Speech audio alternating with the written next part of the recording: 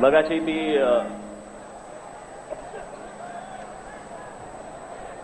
गिरगाव चौपाटीच्या इथे मोर्चात सामील झालो.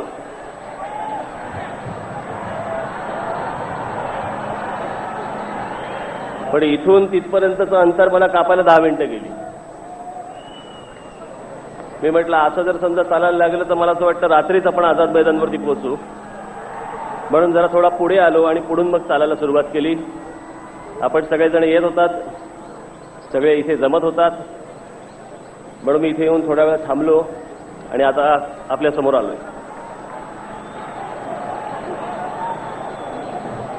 ज्या ज्या वेळेला महाराष्ट्रामध्ये असल्या प्रकारची कुठचीही गोष्ट होईल त्यावेळेला तुमची अशीच ताकद प्रत्येक वेळेला दिसली पाहिजे.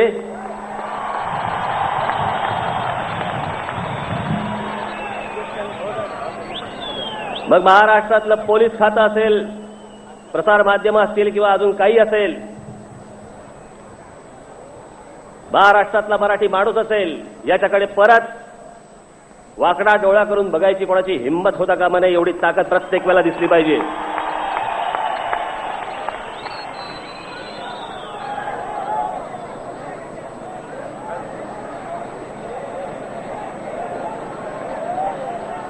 गेले 2 दिवस सगळे चालू आहेत. पोलीस अधिकारी येत आहेत. गिरगाव चौपाटीवरनं कसा मोर्चा काढणार म्हटलं चालत. मग इथून नाही काढता येणार, तिथून नाही काढता येणार. हे सगळे अडथळे आणण्याचे जे उद्योग होते हे या पोलीस कमिशनर आरूप पटनाईकांचे. मला ज्या दिवशी कळलं, काही अधिकाऱ्यांकडनंच कळलं मला, सोडतो,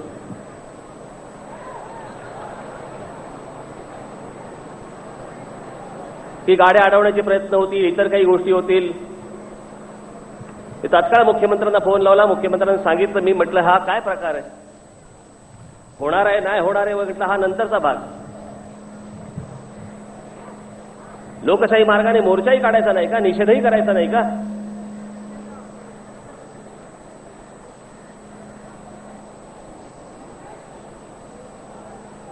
ही प्रत्येक ठिकाणी कसली अडवणूक?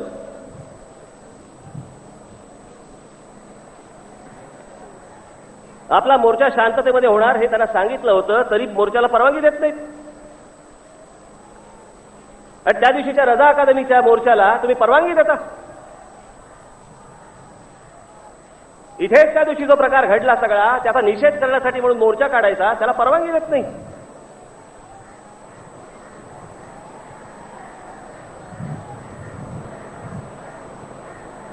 ते आमचे आर पाटील, कायदा सुव्यवस्था जो बिघडवेल त्याला आम्ही बघून घेऊ. अरे मग त्या दिवशी काय घातलं होतं, शेपूट?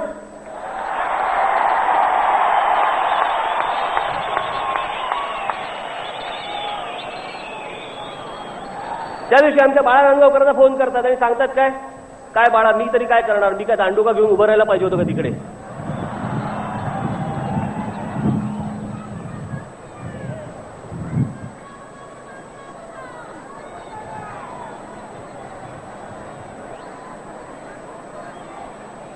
एक बाउंड्री लाईन असते, एक सीमारेषा असते. आम्ही कधी आजपर्यंत सीमारेषा ओलांडली नाही, कधी ओलांडणार पण नाही. पोलिसांवर हात नाही टाकायचा.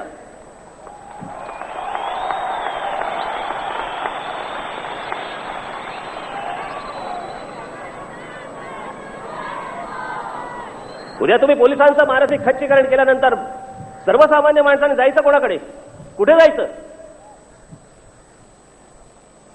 उद्या पोलिसही म्हणतील बाबा आम्हाला लोक झंझट नको, तुम्हाला काय करायचं ते करा. हे असं काय राज्य चालतं? आणि हे पोलीस कमिशनर आरूप पटनाईक तिथे जे गुन्हेगार पकडले होते त्या गुन्हेगारांना ज्याला पकडल्यानंतर तिथल्या डीसीपीला सांगतात बास्टर त्याला सोडून दे.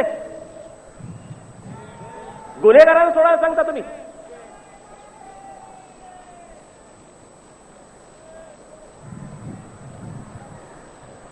आमच्या पोलीस भगिनींवरती जे अत्याचार झाले,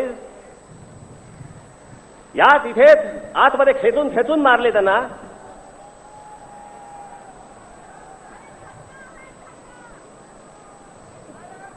हे सगळे जण आमचे मराठी पोलीस कॉन्स्टेबल सगळे मार खात आहेत, आदेश नाही.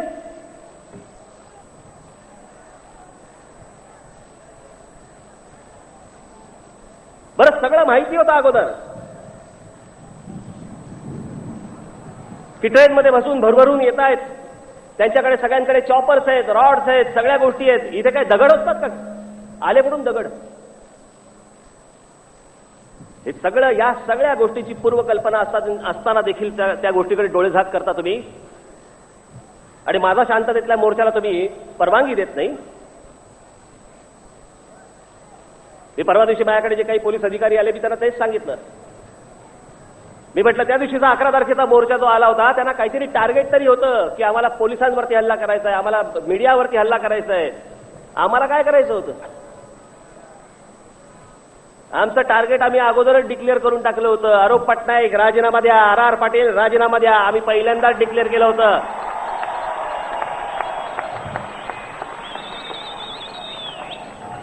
आम्ही काही इथे आज गाड्या फोडायला नाही आलोय किंवा जाळपोळ करायला नाही आलोय. करायची इच्छा पण नाही. आणि करू तर कोणाच्या करू? आमच्याच.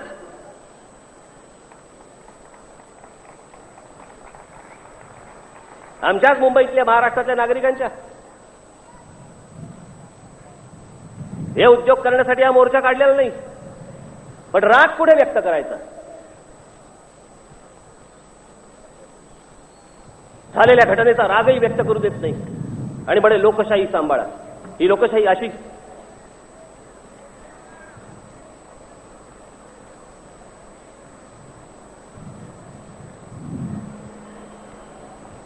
त्या रजा अकादमीच्या मोर्चाचा ट्रॅक रेकॉर्ड काढून बघा.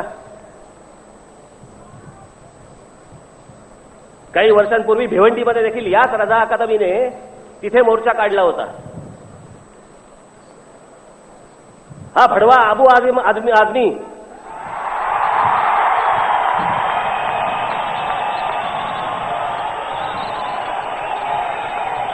अरे तिकडे जाऊन भाषण दिलं, भडकाऊ भाषण दिलं. नोटिसा मला बजावता, भडकाऊ भाषण करू नका, भडकाऊ भाषण करू नका. तिकडे तो आबू आदमी जाऊन तिकडे भडकाऊ भाषण केलं. 2 कॉन्स्टेबल्सच्या डोक्यामध्ये त्यांनी दगड मारून ठेचून त्याची गुप्तांग कापून जळत्या बसमध्ये फेकून दिलं. ते रे चाललं तुम्हाला, आणि मला मोर्चाला परवानगी देत नाही तुम्ही.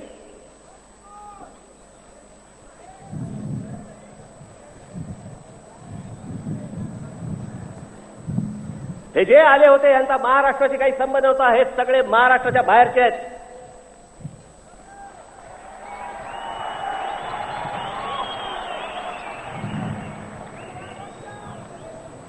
त्या दिवशीच्या सगळ्या घटना घडल्यानंतर हा पासपोर्ट सापडलाय बांगलादेशचा. या इथेच सापडलाय.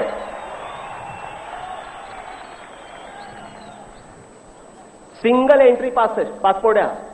म्हणजे फक्त भारतात येण्यासाठी, जाण्यासाठी नाही, आणि जाताना येऊन फेकून दिलेत. हे असले असंख्य लोक आज महाराष्ट्रामध्ये येत आहेत. हे सगळ्यांचे अड्डे झालेले आहेत महाराष्ट्रामध्ये. मला एका गोष्टीचं उत्तर द्यावं. योगायोग कसला योगायोग?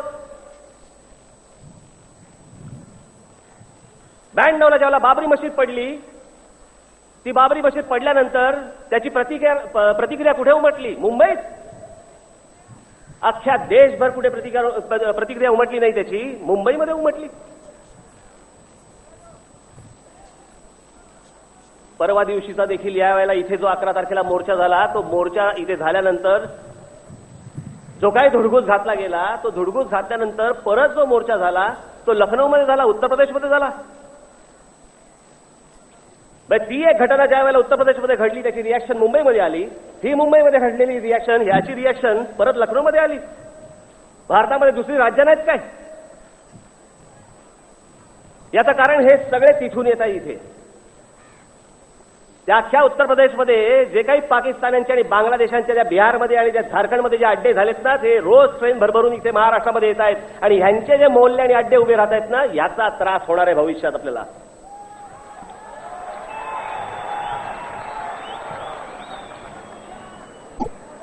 नाही तर मला सांगा अबू आझमी 2-2 मतदारसंघात महाराष्ट्रात निवडून येतो. 2-2 मतदारसंघात महाराष्ट्रातल्या कुठच्या राज्यकर्त्यांनी कुठच्याही नेत्याने महाराष्ट्रातल्या 2 मतदारसंघामध्ये निवडून यावं.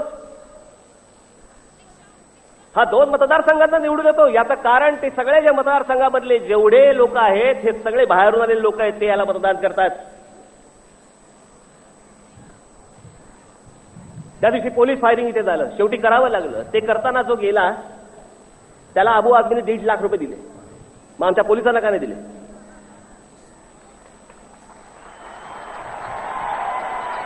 राज्य सरकारकडनं देखील अजूनपर्यंत काही नाही. राज्य सरकारकडनं देखील अजूनपर्यंत कुठचीही घोषणा झाली नाही की बाबा जे जखमी झाले, ज्यांना काही त्रास झालाय त्यांना आम्ही काही कॉम्पेन्सेशन देतोय, काही पैसे देतोय. काही नाही. मार खा.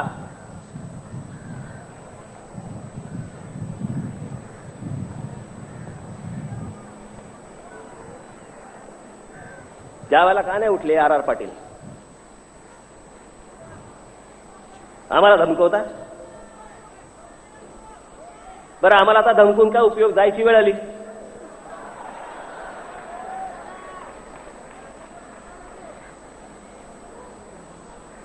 काही मागचा पुढचा विचार करायचा नाही, कसलाही काही गोष्ट करायची नाही. पोलिसांना मार खायला लावायचा. कोणी येतं आणि काही फरफटात घेऊन जातं आमच्या पोलिसांना आणि मारायला लागतं.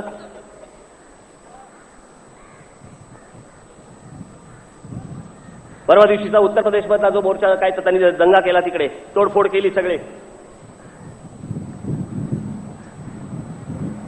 ते उतरलेले देखील तिकडचे सगळे पाकिस्तानातले मुसलमान किंवा बांगलादेशातले मुसलमान सगळे रस्त्यावरती आले. काय केलं?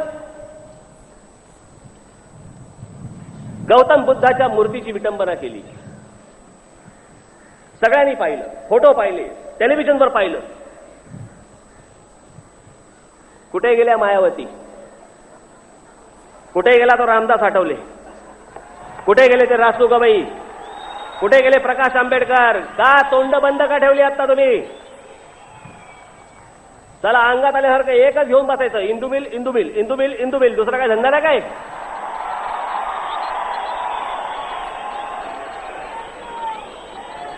काय इंदू मिल मध्ये बांधायचं काय बंगला? आता का नाही बोलत?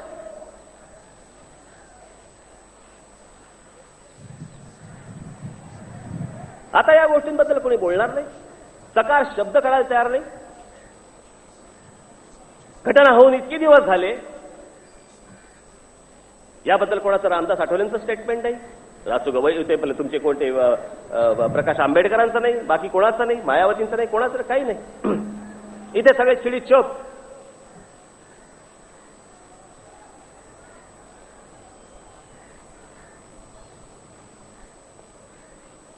हे मुंबई पोलीस कमिशनर,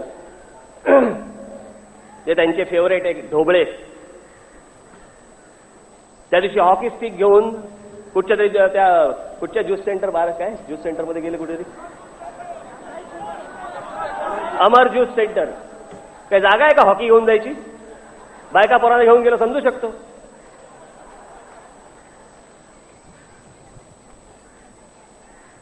हॉकी घेऊन जाता आणि निर्दोष लोकांना तिकडे हॉकीने तुडवता आणि सांगायचं काय वर तिथे ड्रग्ज सापडले, मग बंद का नाही केलं ते?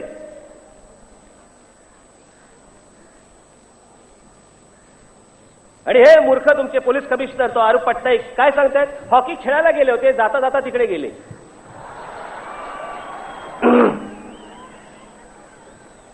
उद्या कोणतरी हनीमूनला गेला असेल,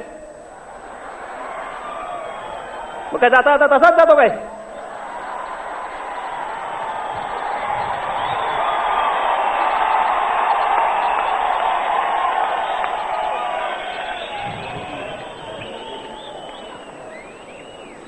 यांची पाठराखण करणार, कारण हे यांचे फेवरेट.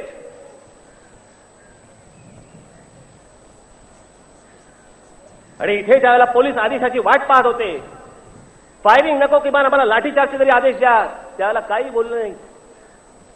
आणि ज्या वेळेला आमचेच पोलीस, ज्या वेळेला अधिकारी ज्या वेळेला त्या आरोपींना पकडत होते, त्या गुन्हेगारांना पकडत होते, त्यांना तुम्ही बास्टर्ड म्हणून शिव्या देता. पोलिसांचं मनोधैर्य खच्ची करता तुम्ही.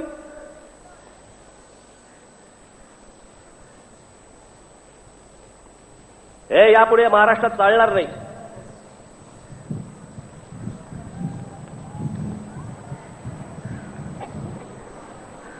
मी आर पाटील, अरूप पटनाईक, मला फक्त यांना एवढंच सांगायचं या गोष्टीचं, थोडीशी जर लाज उरली असेल ना, थोडीशी, तर स्वतःहून राजीनामा देऊन मोकळे व्हा. थोडीशी जरी लाज उरली असेल तर. गेल्या 2 दिवसापासून काही वर्तमानपत्रांमध्ये सुरू झालं होतं, राज ठाकरे यांची महाराष्ट्र नवनिर्माण सेना आता हिंदुत्वाकडे.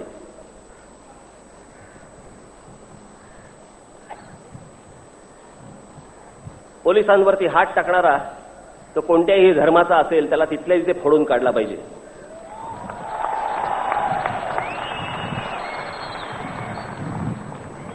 माझ्या आमदारावरती ज्यावेळेला फोडून काढायचे आदेश दिले, हर्षवर्धन जाधव आलेत का, त्या हर्षवर्धनला ज्यावेळेला फोडून काढला त्याला आदेश दिले, त्याशिवाय फोडून काढला का हो? पण ज्यावेळेला मी सभा घेतली त्यावेळेला मी त्या सभेमध्ये देखील हेच सांगितलं होतं की हर्षवर्धन काही झालं तरी पोलिसांवरती हात नाही उगारायचा, त्यांच्यावरती हात नाही उगारायचा. हा कुठच्या धर्माबिर्माचा विषय नाहीये. जे पोलीस अधिकारी, जे कॉन्स्टेबल्स होते, ज्या माझ्या भगिनी होत्या, महिला,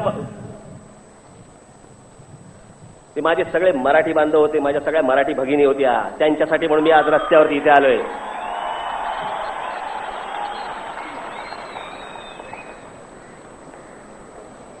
त्या दिवशीचा मोर्चा मुसलमानांनी काढला आणि त्यांचा निषेध मोर्चा म्हणून मी आज इथे काढला, लगेच हिंदुत्वाकडे. मला फक्त या राज ठाकरेला फक्त एकच धर्म समजतो आणि तो धर्म आहे महाराष्ट्र धर्म. तो धर्म सोडून दुसरा धर्म समजत नाही मला. त्या महाराष्ट्र धर्माच्या आडवं कोणी यायचं नाही, याच्या वाट्याला कोणी जायचं नाही. आणि हा आजचा जो मोर्चा आहे, हा मोर्चा फक्त सर्व पोलिसांचं मनधैर्य फक्त वाढवण्यासाठी, त्यांना पाठिंबा देण्यासाठी, त्याचबरोबर हे आपले प्रसार माध्यम इथे सगळे आहेत, यांच्या ज्यांच्या गाड्या फोडल्या, त्या सगळ्या काय जाळल्या, ज्या फोटोग्राफर्सना मारले, त्या सगळ्यांना पाठिंबा देण्यासाठीचा हा मोर्चा आपण इथे काढलेला आहे. या मोर्चाला तुम्ही सगळ्यांनी जो प्रचंड प्रतिसाद दिला त्यासाठी म्हणून मी तुम्हाला धन्यवाद सगळ्यांना देतो. ज्या वेळेला हे परत अशा गोष्टी घडतील त्यावेळेला याच ताकदीने उभं राहायचंय. जाताना आता सर्वांनी जाताना आपल्याकडनं कोणतीही विचित्र कुठलीही घटना घडणार नाही याची पूर्ण दक्षता आपण सर्वांनी घ्यायची आहे. नीट व्यवस्थित जिथून आला तिथे शांतपणे आपापल्या गाडीबंद परतायचं आहे. परत ज्या वेळेला हाक देईन त्यावेळेला तुम्ही देखील या हाकेला अशीच ओ द्याल अशी एक आशा बाळगतो आणि आपण सर्वांची मी रजा घेतो. जय हिंद, जय महाराष्ट्र. राज ठाकरेंनी ज्या